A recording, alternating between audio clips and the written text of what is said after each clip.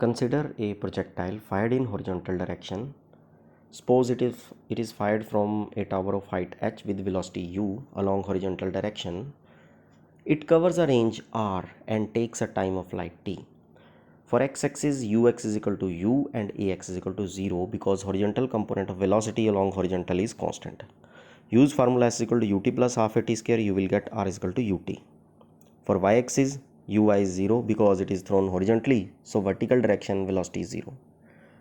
Acceleration is equal to g because it is a case of free fall, so s is equal to h and h is equal to half gt square. So for studying nature, consider a point P that is at a displacement of x horizontally and y vertically, and it takes time t. So this time s is equal to x for x-axis and s is equal to y for y-axis. Use formula s is equal to ut plus half at t square in both x-axis y-axis. You will get x is equal to ut and t is equal to x by u.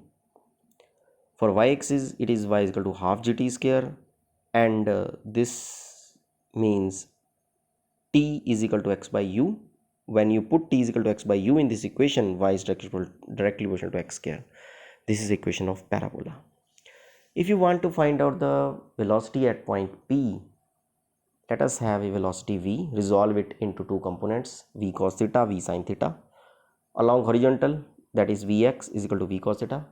Along vertical, it is vy is equal to v sin theta. Use formula v is equal to u plus at for x-axis and y-axis. If you want to calculate the velocity in terms of time, then square and add them, you will get the velocity of velocity.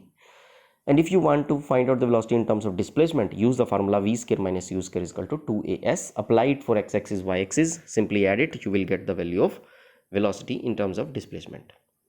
If the body is fired in oblique direction, means if it is fired at an angle theta with the horizontal with velocity u, then resolve u into two components, u cos theta along horizontal means ux is equal to u cos theta and uy is equal to u sin theta in vertical direction, that is y-axis.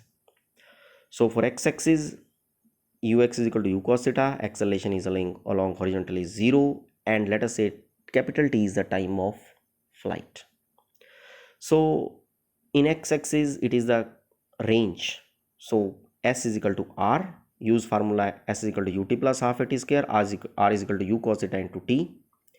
For y-axis, use the formula for full time or for the half time. If you use it for full time, the vertical displacement is 0, so s will be equal to 0, and uy is equal to u sin theta, acceleration is negative of g, because if you throw a body in air, definitely it will reduce its speed, so it means the decrease in velocity gives the value, we consider it as a retardation, and that is equal to minus of g. So you will get the value of t is equal to 2u sin theta by g. If you use it for full time, and for half time, this y is equal to capital H. So you will get is h is equal to u sin theta into t by 2 minus half g into t by 2 ka square.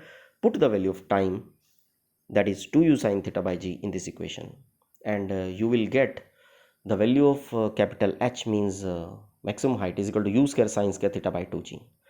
And for calculating range, r is equal to u cos theta into t. Put the value of t is equal to 2u sin theta by g.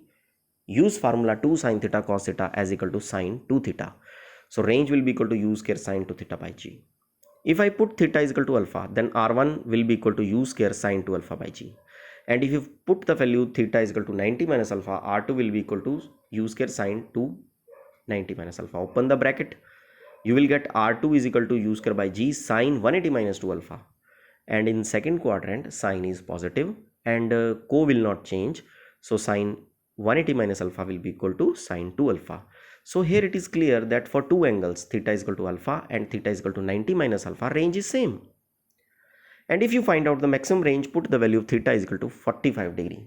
Sine of 2 theta means sine of 2 into 45 is sine 90, that is equal to 1. So range is equal to u square by g, means the range is maximum at angle of 45 degree.